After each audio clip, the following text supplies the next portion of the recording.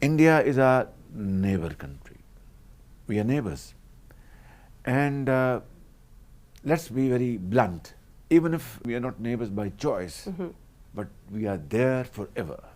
And it is up to us to live peacefully and progress, or quarrel with each other and waste time and resources.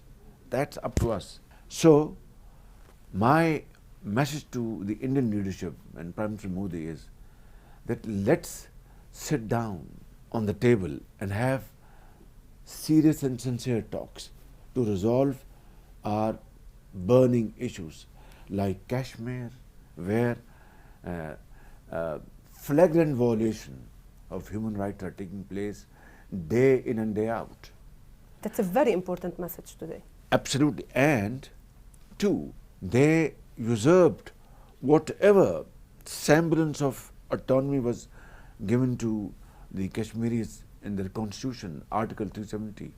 They revoked that in August 2019. And minorities over there are being grossly mishandled.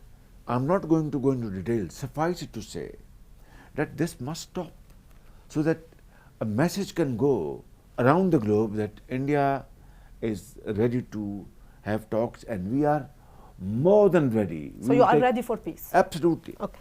We are not a country, we don't have zayt or gas.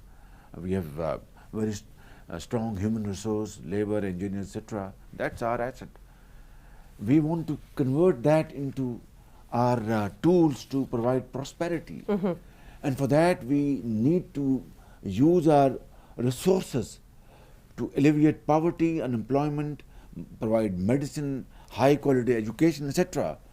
And not waste these resources in getting ammunition and bombs. That's the message I want to give to Modi.